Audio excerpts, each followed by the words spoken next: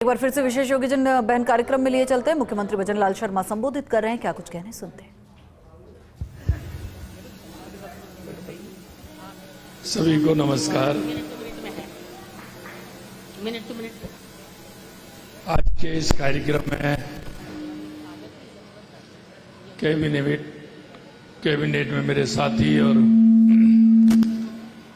समाज कल्याण मंत्री भाई अविनाश गहलोत जी, पार्टी के हमारे वरिष्ठ नेता पूर्व प्रदेश अध्यक्ष अशोक परनामी जी, आपके इस क्षेत्र से प्रत्याशी रहे रवि नैयर जी, अपर्णा जी, मोदी जी और इसके राष्ट्रीय मंत्री जी, और सबसे, क्योंकि मुझे पता नहीं था कि बीएम भारद्वाज जी आने वाले हैं, हमारे इस अपना घर को संचालित करने वाले पूरे प्रदेश में नहीं, अब तो इनकी शाखा पूरे देश में है, ऐसे बीएम भारद्वाज जी हमारे बीच में आए हैं। मैं उनका भी बहुत बहुत स्वागत और अभिनंदन करता हूं।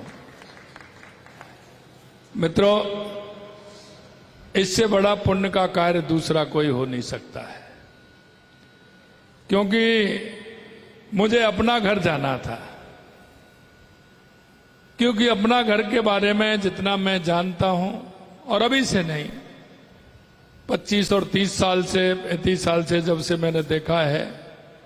मैं जब कॉलेज में पढ़ता था उस समय बीएम भारद्वाज जी बिल्कुल युवा थे, दोनों मियां बीवी आप आए, आपने एक छोटा सा एक हॉस्पिटल प्रारंभ किया। जब कभी आप जो अपना घर है भरतपुर, जब अगर आप देखेंगे तो सबसे पहले आपको वो आपका छोटा सा घर ही पहले पड़ेगा, वही आपका स्वागत करेगा। और 2 कमरे थे, एक कमरा नीचे था, उसमें से 2 कर दिए थे और एक ऊपर था। नीचे सेवा करते थे और ऊपर दोनों पति पत्नी आप रहते थे। वहां से ये काम प्रारंभ किया इन्होंने। उसके बाद नजदीक में थोड़ी सी जगह मिली, वहां लिया, वहां 10-15 कमरे बना करके वहां से काम प्रारंभ किया। और धीरे धीरे अगर आज आप देखोगे उस विशाल परिसर को, कितनी बड़ी संख्या है आज?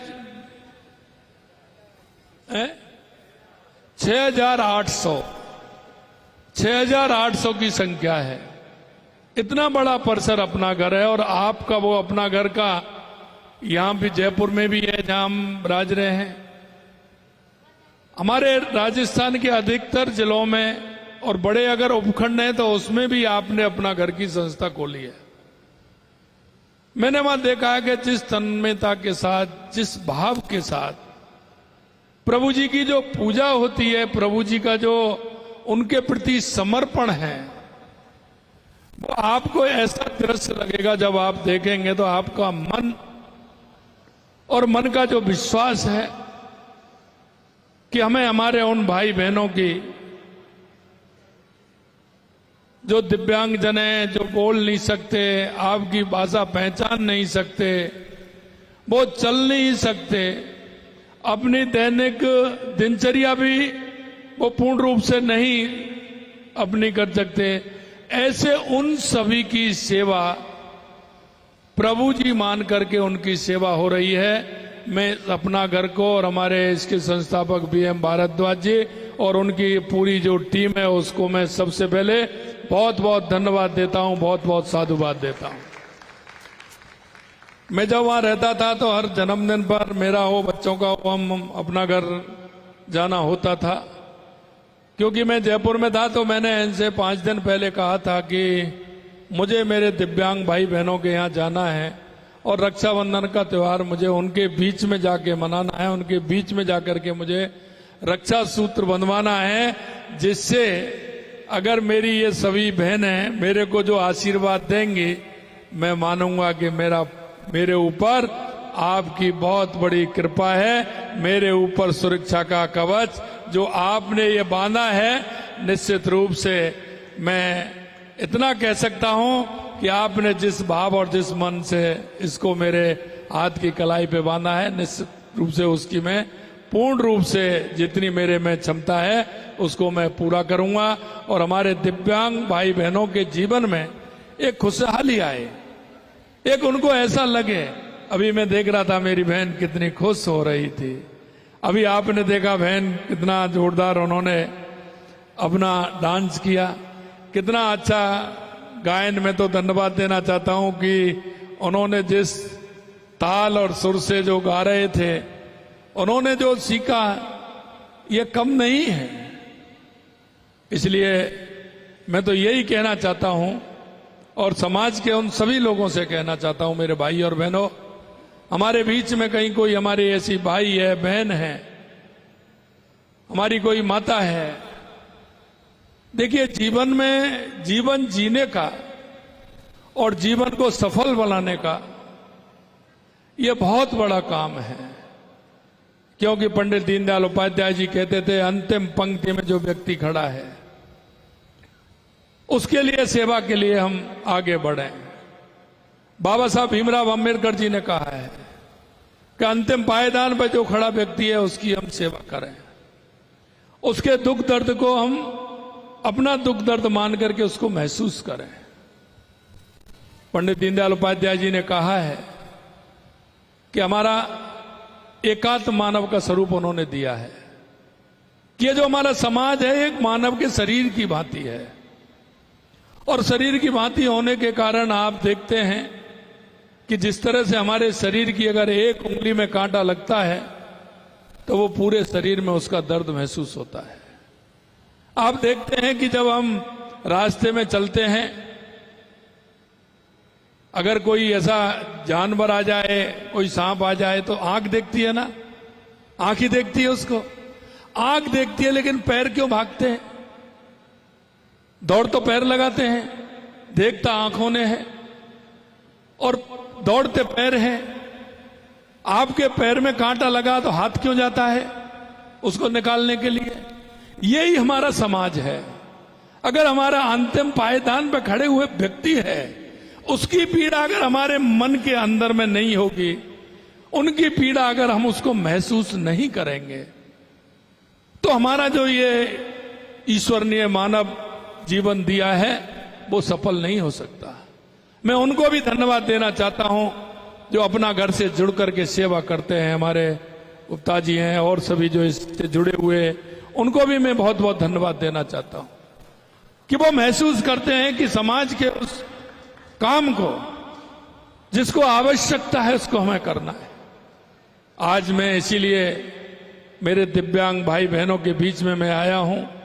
मैंने कहा था कि मैं उनके बीच में जाकर के रक्षाबंधन का ये त्योहार, जो भाई बहन का एक बहुत ही पवित्र त्योहार है, हर बहन के मन में सावन का महीना आते ही किस तरह का प्रसन्नता का भाव उनके चेहरे पर देखने को मिलता है। और मैं यही चाहता हूं कि हमारा हर दिव्यांग भाई बहन प्रसन्न रहे, उसके जीवन में कोई भी आवश्यकता हो, हम समाज के और सरकार के बीच में कड़ी बना करके उनके एक सहयोगी के रूप में काम करें। और आप सबसे भी मैं ये विनती करता हूं, हमारे केंद्र और राज्य सरकार की ऐसी बहुत सारी योजनाएं हैं, बहुत योजना है जिनको हमारे ऐसे अंतिम पायदान पर खड़े हुए हमारे भाई बहन, बुजुर्ग, माता, कोई भी हैं, उनकी सेवा का भाव मन में धारण करते हुए हमारी उन योजनाओं का लाभ भी उस अंतिम पंक्ति के पायदान पर खड़े उस व्यक्ति को मिले। और ये कभी कभी हम देखते हैं दिए तले अंधेरा होता है। हमारे पड़ोस में, मेरे नजदीक में, मेरे रिश्तेदार में मेरा कौन ऐसा भाई बहन है जिसको आवश्यकता है? ऐसे लोगों को हम छांटें, उनको हम उसका सहयोग करें और उन योजनाओं का लाभ दिला करके उनके जीवन को आगे बढ़ाने का काम करें। आज के इस मौके पर मैं आपसे इतना ही कहना चाह रहा हूं, आपने कई तरह के कार्यक्रम यहाँ वृक्षारोपण से लेकर के कार्यक्रम रखे। मैं पुनः आप सभी को धन्यवाद। हमारी सरकार जितना है कर रही है, आवश्यकता होगी तो मैं ये भी आपसे वायदा करता हूं, जो आवश्यकता के काम है हमारी सरकार निश्चित रूप से करेगी। आपको किसी भी तरह से चिंता करने की आवश्यकता नहीं है। अगर वो हमारे पास आएगी तो निश्चित रूप से हम उसका समाधान करेंगे। और हमेशा इसी तरह से हम आपके बीच में, हमारे जनप्रतिनिधि, हमारे विधायक, हमारे सांसद, हमारे मंत्री आपके बीच में आते रहेंगे। निश्चित रूप से हमारा दायित्व है कि हम आपकी समस्याओं से जुड़ करके उनका समाधान करें और हमारे उन भाइयों को, सबको, भाई बहनों को आगे बढ़ाने का काम करें। इतना ही मेरा आप सभी से निवेदन है। आपने जो स्नेह और आशीर्वाद दिया उसके लिए मैं निश्चित रूप से आपको बहुत बहुत धन्यवाद देता हूं। आपने जो मेरे ऊपर आशीर्वाद किया है, मेरा ये रक्षा सूत्र आपने बांधा है, मैं निश्चिंत हो गया 1 साल के लिए कि आपने मेरे को रक्षा सूत्र बांध के मेरी हर तरह से मेरे ऊपर आशीर्वाद आपने दिया है, दिव्यांग भाई बहनों दिया है। बहुत बहुत धन्यवाद।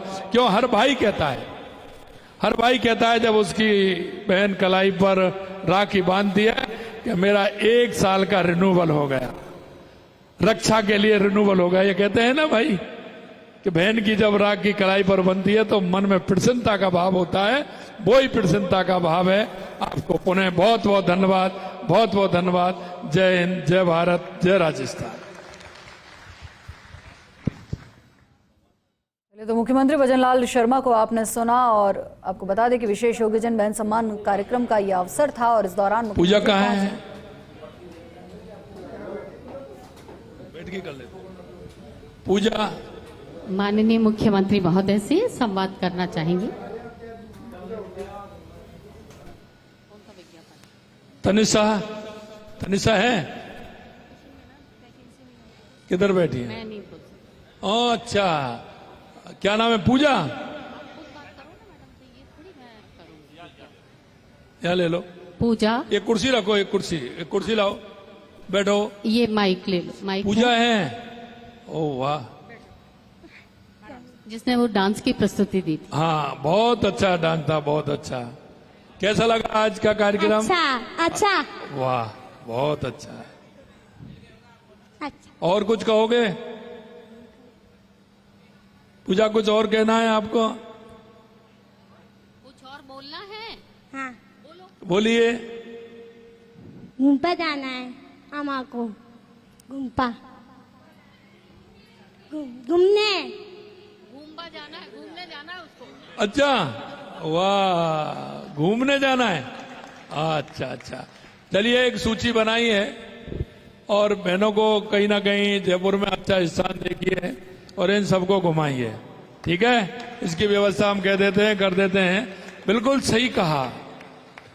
ये यही रहते हैं, अब इनके मन में भी आप बहुत सारी बातें बताते हो लेकिन घूमना नहीं होता है। अब आप देखिए कितना मन में उनके में ये सोच है कि मुझे कहीं ना कहीं घूमना है, कुछ देखना है।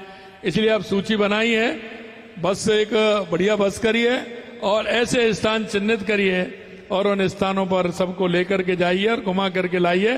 बारिश के बाद, अभी बारिश है, बारिश के बाद लेकर के जाइए। बहुत अच्छा, बहुत अच्छा। अच्छा, बहुत अच्छा, बहुत अच्छा। Thank you. Thank you. हाँ चलिए, चलो बस चले। चलिए चलिए। लीजिए। उन्होंने कह दिया कि घुमाने ले। तनिषा। तनिषा,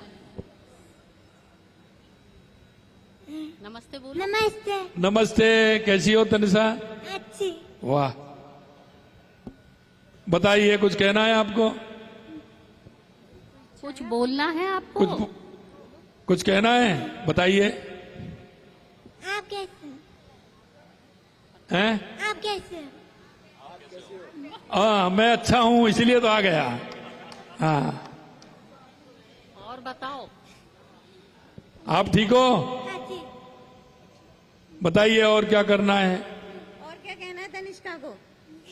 बोल के बता। नाश्ता कर लिया? नहीं, ना, हैं? नहीं, खान हैं? कर लिया? अच्छा, खाना नहीं खाया अभी? खाना खाओगे अभी? अभी तुरंत बाद खीर प्रसाद वितरण करेंगे, आप तब अच्छा खाएंगे। अच्छा अच्छा अच्छा। आप कब खाएगी? अभी मैं भी जाके खाऊंगा। ठीक है, चलो बहुत अच्छा। तनु। नेक्स्ट। तनु।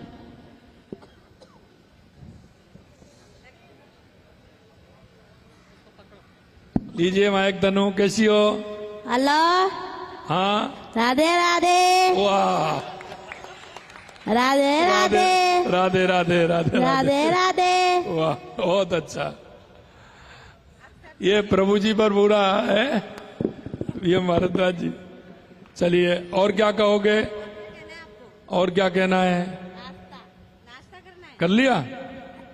कर लिया। नाश्ता कर लिया, भोजन करना है। हाँ। तैयार है, अभी भोजन के लिए तैयार हो जाइए। ठीक है, चलिए, बहुत अच्छा, बहुत अच्छा। और कुछ चाहिए तो मांग लो। सर हाँ, कुरकुरे। कुरकुरे लाई है इनको। मिठाई, मिठाई वो बर्फी, मिलेगी। हाँ, नमकीन, समोसा, कचौरी, पूड़ी, आलू सब्जी, सब्जी खिलाइए, पूरी दाल। खिलाइए। बहुत अच्छा, बहुत अच्छा। ये मिठाई खिलाइए, ये मिठाई दीजिए, ये मिठाई लेके जाइए, ये भी दीजिए। बहुत अच्छा, बहुत अच्छा। नमस्ते, नमस्ते, नमस्ते। Thank you, thank you.